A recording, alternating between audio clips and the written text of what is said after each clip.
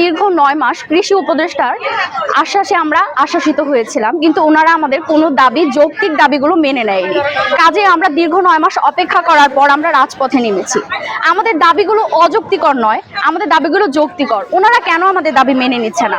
আমরা তো কোনো অযৌক্তিকর দাবি নিয়ে আসিনি। আমরা গত 7 দিন যাবৎ কর্মসূচি পালন করে যাচ্ছি। আমাদের সমাপনী পরীক্ষা আমরা বর্জন করেছি। ওনাদেরকে উচিত ছিল না আমাদের দাবিগুলো মেনে নেওয়ার? কেন ওনারা মেনে নেননি? অবশ্যই ওনাদের মেনে নেওয়া উচিত আমাদের দাবিগুলো।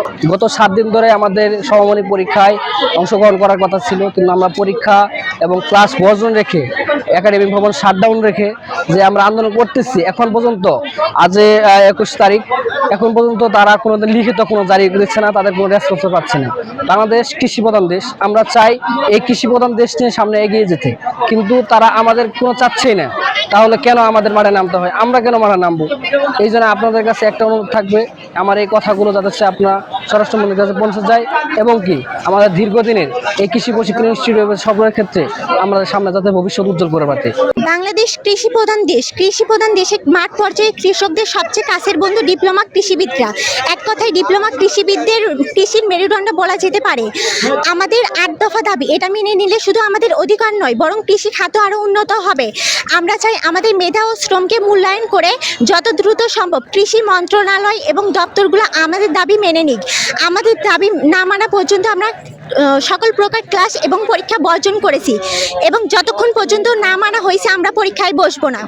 আমাদের 8 দফা দাবি, আমাদের মৌলিক এবং যৌক্তিক দাবি নিয়ে আমরা মাঠে নেমেছি। আমাদের ক্লাস পরীক্ষা বর্জন করেছি, আমরা ফাইনাল পরীক্ষাও বর্জন করেছি। আমাদের এই দাবি আদায়ের জন্য আমরা বিগত 9 মাস আগে আন্দোলনে নেমেছিলাম। আমাদেরকে মৌখিকভাবে আশ্বাস দেওয়ার পরেও এখন পর্যন্ত আমাদের কোনো দাবি বিষয়ে তারা প্রজ্ঞাপন জারি করে নাই। সেই জন্য আমরা ফাইনাল পরীক্ষা বর্জন করে মাঠে নেমেছি। আমাদের এই 8 দফা যৌক্তিক দাবি মেনে না নেওয়া পর্যন্ত আমরা মাঠে থাকবো ইনশাল্লাহ। আমরা পূর্বেও আন্দোলনে নেমেছিলাম, তারা আমাদেরকে আশ্বাস দিয়েছিল তোমরা পড়াশোনায় মনোযোগী হও, আমরা তোমাদের ভবিষ্যৎ নিয়ে চিন্তিত, কিন্তু তারা এখন পর্যন্ত কোনো লিখিত আদেশ দেয়নি, যার কারণে আমাদের আবার আন্দোলনে নামতে হয়েছে। আমাদের দাবি যতদিন পর্যন্ত না মানা হবে আমরা পরীক্ষা বর্জন করেছি, আমরা কেউ পরীক্ষায় বসবো না। কৃষি উপদেষ্টা আশ্বাসে আমরা ক্লাস পরীক্ষায় ফিরে আসছি। তা আমরা আশা ছিল তোমরা পরীক্ষায় ক্লাস যাও, আমরা তোমাদের দাবি দাবা মানিয়ে নেব, কিন্তু দীর্ঘ 9 মাস যাবত আমরা কোনো সুরাহা পাই নাই। তাই আমাদের 7 দিন যাবত অবস্থান করতেছি, আমাদের ক্লাস পরীক্ষা বর্জন করে অবস্থান করতেছি, যে আমাদের আগে কোনো মানা হয় নাই। আমাদের 8 দফা দাবি যতদিন পর্যন্ত না মানা হবে ততদিন পর্যন্ত আমরা ক্লাস পরীক্ষা কিছু বলবো না। পরীক্ষা বর্জন করলাম, মানে এখনো কোনো আশ্বাস দেওয়া আমাদেরকে হয়েছে না, তাই আমরা পরীক্ষা বর্জন করলাম। এমনকি আমাদের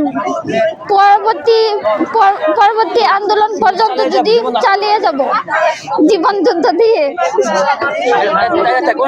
আমাদের 8টি দাবির মধ্যে অন্যতম দাবি হলো স্বতন্ত্র বিশ্ববিদ্যালয়। ওদের স্বপ্ন পূরণে পাশে থাকতে পেরে আমরা গর্বিত। আমাদের অনেক ভাইরা আছে যারা কৃষি ইঞ্জিনিয়ারিং করে বিভিন্ন জায়গা থেকে সরকারিভাবে বিএসসি ইঞ্জিনিয়ারিং করতে পারে, কিন্তু আমাদের তা নেই। আমরা চাই আমাদের একটি স্বতন্ত্র বিশ্ববিদ্যালয় দেওয়ার জন্য। আমাদের সরকারি 18টা এটিআই রয়েছে এবং বেসরকারি 162টা এটিআই রয়েছে। এই এটিআই অনেক স্টুডেন্ট। আমরা চাই আমরা এইখান থেকে কৃষি ডিপ্লোমা পাস করে একটা স্বতন্ত্র বিশ্ববিদ্যালয়ের মাধ্যমে আমাদের মেধাকে, আমাদের প্রজ্ঞাকে বিকশিত করার জন্য। 8 দফা দাবিগুলো আজ মেনে নেওয়া হচ্ছে না, এর জন্য আমরা পরীক্ষা ক্লাস সব কিছু বর্জন করেছি। আর হচ্ছে যে আমাদের এই দাবিগুলো যতক্ষণ পর্যন্ত মেনে না নেবে আমরা এই আন্দোলন ক্লাস পরীক্ষা কিছুতে আমরা বসবো না।